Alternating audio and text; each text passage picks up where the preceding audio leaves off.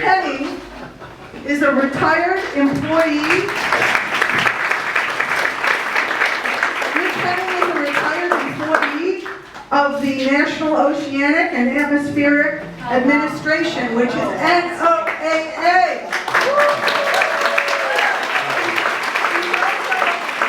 He's also the father of a son with disabilities. And we want to hear from Rich because he's going to talk about the importance of NOAA and how the cuts to the disabled community will affect his son and others. All right, I don't have much time for each individual speaker, so let me give you just the real important facts. The crazy people who fly the hurricane reconnaissance missions, that really the only way that you can know what's going on inside a hurricane, it's done by a very small number of people. It's done by the Air Force and NOAA. I spent 14 years flying with the Air Force hurricane hunters and 15 years with NOAA, based right here out of Congresswoman Lee's office in Lakeland, Florida. I don't know if you all know this, but the airport, Lakeland Linder Airport, is the headquarters of the NOAA hurricane hunters. I was what was called a flight director. I did that job for 15 years. And we're not talking about a large number of people here. All right, the entire Aircraft Operations Center, which includes the two P-3 Hurricane Hunter aircraft that fly through the eye wall into the center of the storm, and the NOAA Gulfstream jet, we're talking about an organization that fits easily into this room. It's just over 100 people. The number of flight directors that are the meteorologists who are essentially the quarterbacks of the mission. We're essentially the person who takes all the direction from the Hurricane Center, communicates with the Hurricane Center via satellite, and works with the rest of the crew, including the pilots, to get safely in and out of the storm. There were a total of 10 of us, all right? And I retired. Another person retired early. They were down to 8.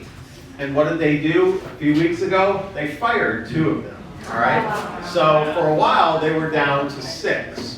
And it is literally impossible to fly a full hurricane schedule day and night with 6 flight directors. It's physically impossible to do it. So they probably heard some stories. The squeaky wheel got the grease. These 2 employees were rehired. However, one thing important to pass on is that there were 2 hiring actions to bring in new people that were rescinded on Inauguration Day. There was a government-wide freeze on hiring.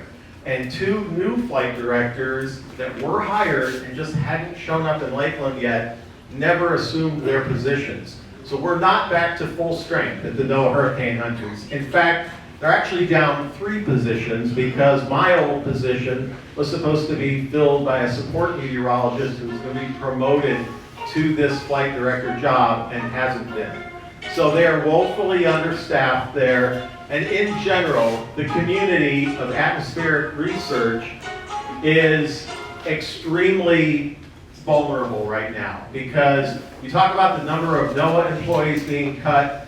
NOAA employees rely very, very heavily on a consortium of scientists that come from universities and other international organizations that come together to do atmospheric research. Places like the National Center for Atmospheric Research out in Boulder, Colorado is being decimated by these cuts.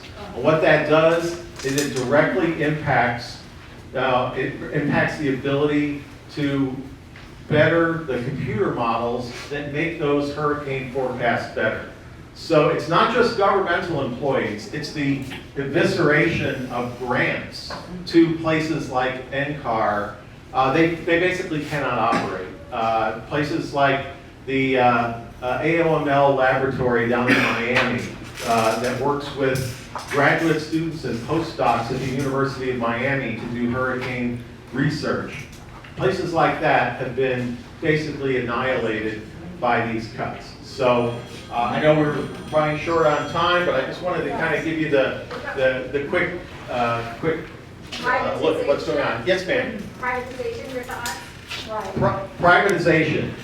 All right.